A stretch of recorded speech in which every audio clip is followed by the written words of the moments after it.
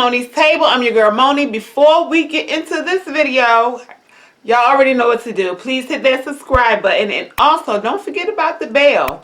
You know, that's besides the subscribe button, and that will send you instant notifications of when I upload a new video. Because a lot goes down at the table, so you don't want to miss it. If you like it, put a ring on it, okay? Put a ring. I had the wrong hand. Y'all can tell I'm single. Put a ring on it.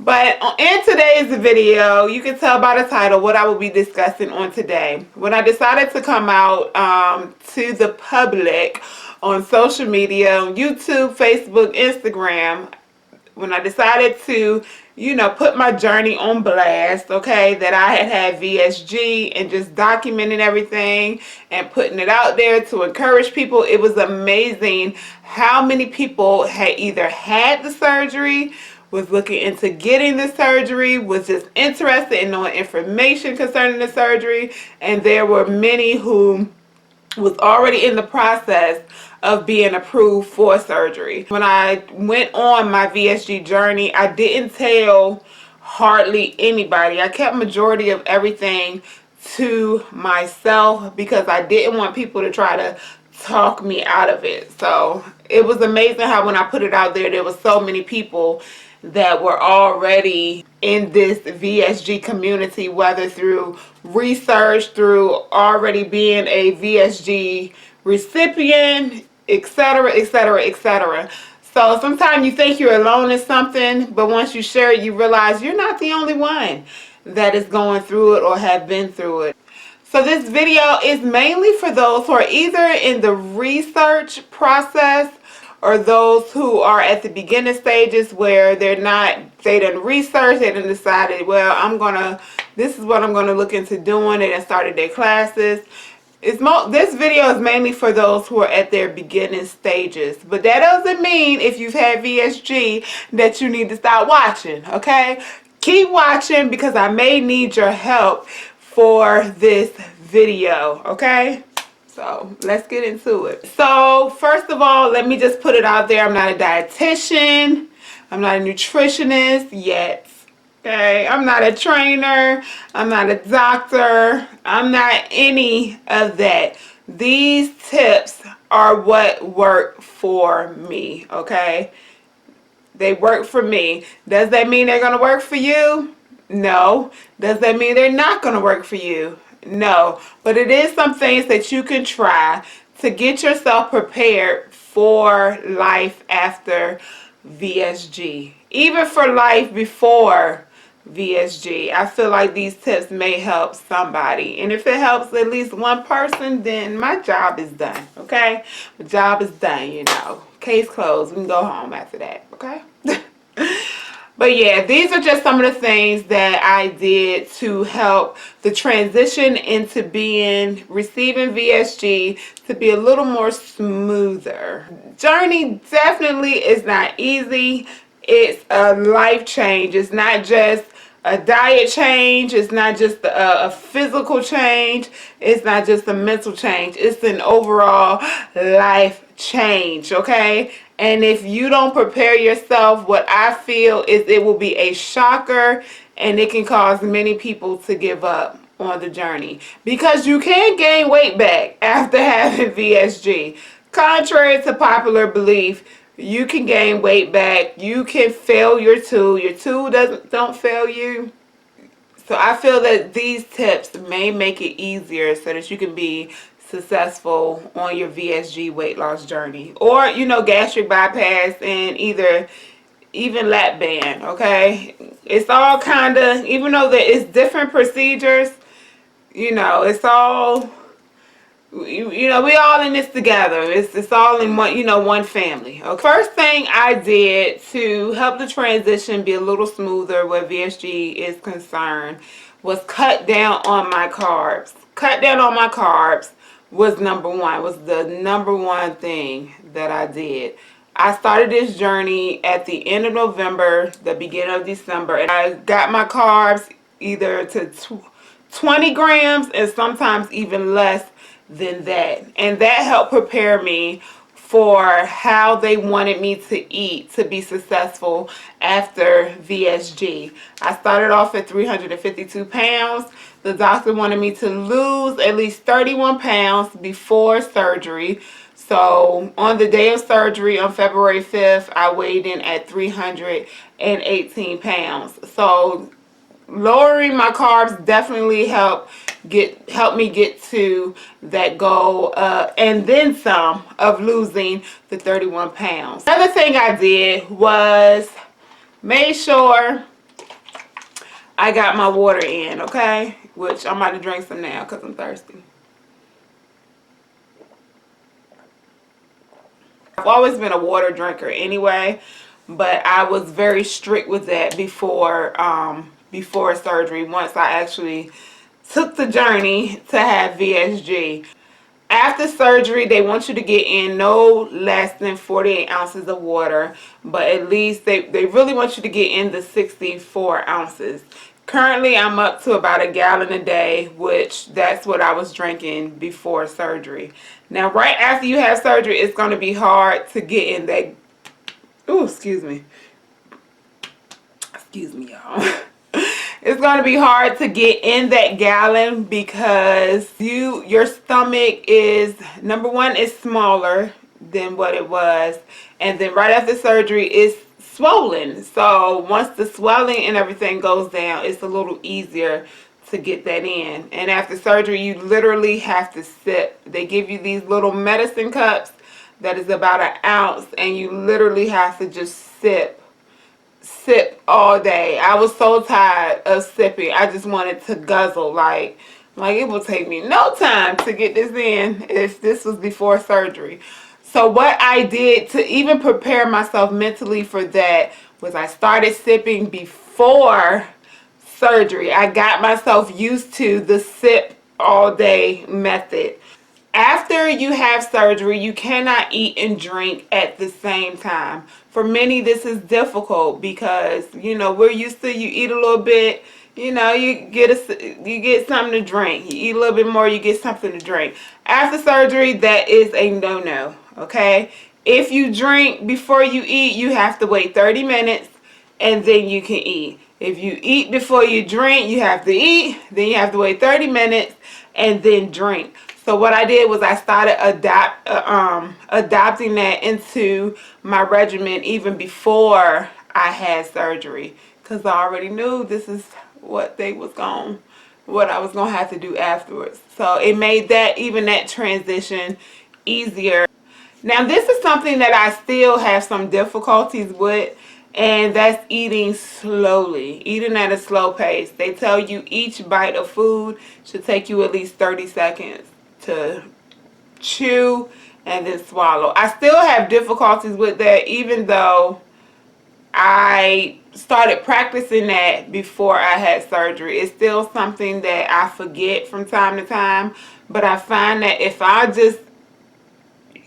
at the dinner table and I have no distractions, no TV on, no phone, it's easier for me to actually do that. But if I'm distracted while I'm eating, so if I'm watching something on my phone or watching TV, I will forget that I need to slow down.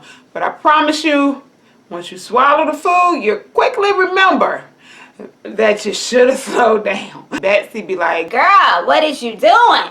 I need you to chew at least 22 times, okay? How about 40, okay? Because this is chicken. So you can need to chew this, okay? I did start to do that before I had VSG. Depending on your doctor, my doctor only had me to go on the PREOP liquid diet for a week before surgery. The PREOP liquid diet is where you can have no solids, okay? The only thing that you can have that resembles a solid is sugar-free popsicles, sugar-free pudding, sugar-free Jello, water, sugar-free Gatorade, like the Gatorade Zero, protein shake, you can have that, Crystal Light, those type of things. Broth, you can have that, but no solid foods, no chicken, no noodles, no No solid foods. Those things that I named is what really, that's it. That's all you can have, okay? I was into fasting anyway. I was into water fasting. I had done 14 days of water fasting before. The reason water fasting wasn't fully successful for me is because after the water fast, I would just be just eating whatever. Okay, I did not transition into a healthy way of eating, and that's how I gained the weight back. Of course, now I'm a little smarter, a little wiser, okay?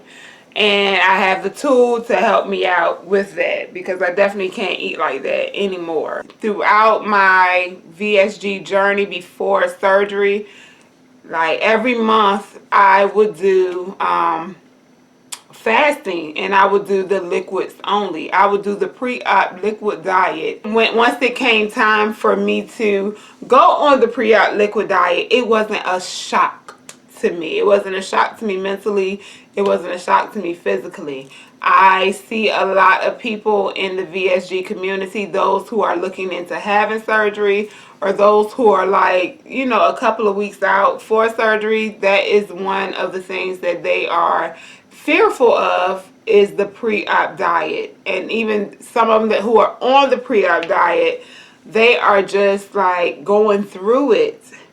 And I feel that if you go ahead and start practicing that before you actually, is mandatory for you to do it, it will be easy once that time comes where you have to do this diet in order to have surgery. And a lot of people don't understand like why they have to do this pre-op liquid diet, but it's to shrink your liver. When we are overweight, our liver becomes fatty and it enlarges itself.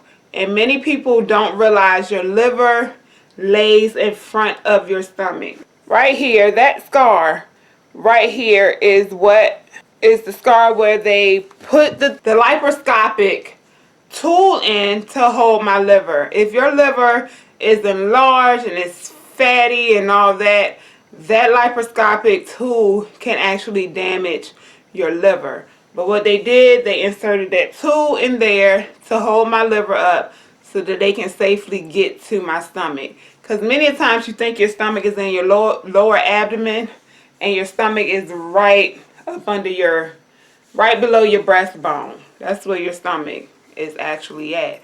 So that's the reason for the pre-op liquid diet. And if your doctor is like mine, my doctor told me, she said, if you don't stick to this diet, and I go in and I see food in there and I see your liver is not having been shrunken, then I will close up the incisions and we would stop the surgery. I was like, oh, my doctor definitely didn't play no games. She told me, she said, it's safety first.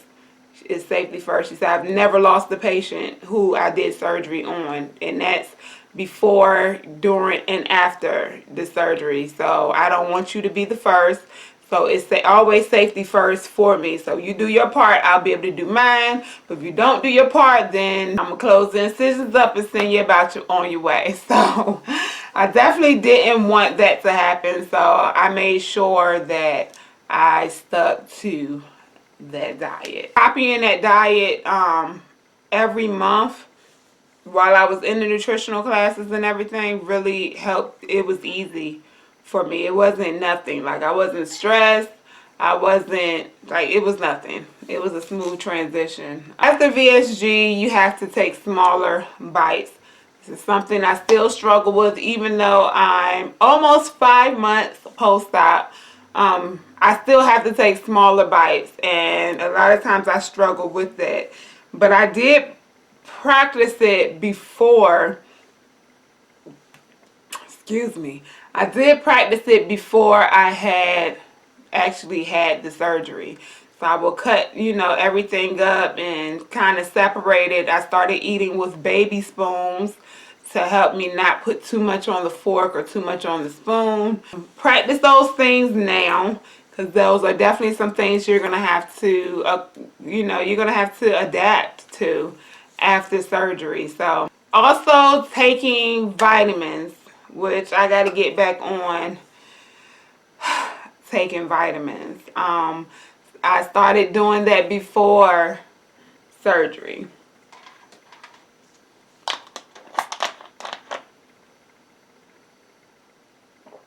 Some days I forget, other days I remember. It's just natural human, you know.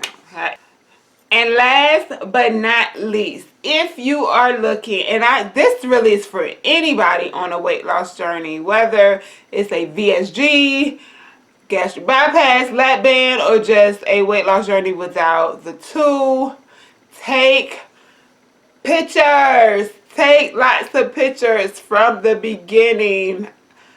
Take lots of pictures. I've had my phone end up uploading a lot of my pictures, old pictures, to Google Drive, and I end up retrieving some of those pictures, and I was like, wow.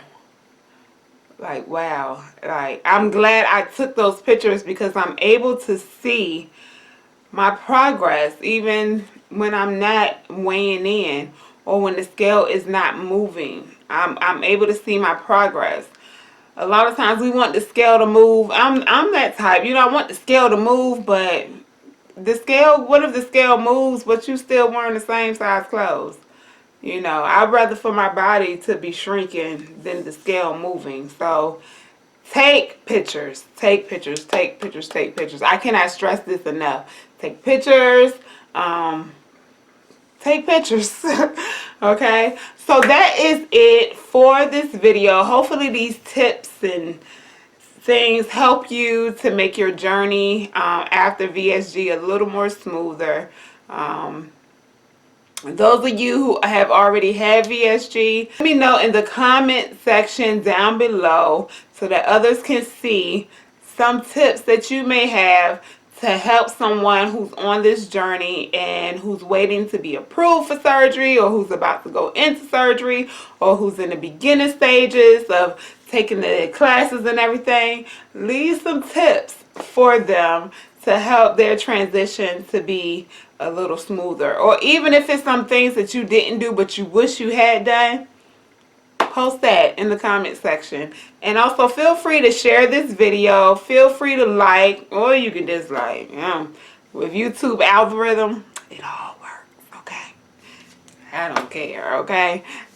But subscribe, okay? Subscribe, hit that bell. And I thank you all so much for watching. Until we meet again, may God be with you and may heaven smile upon you. Be blessed. Bye.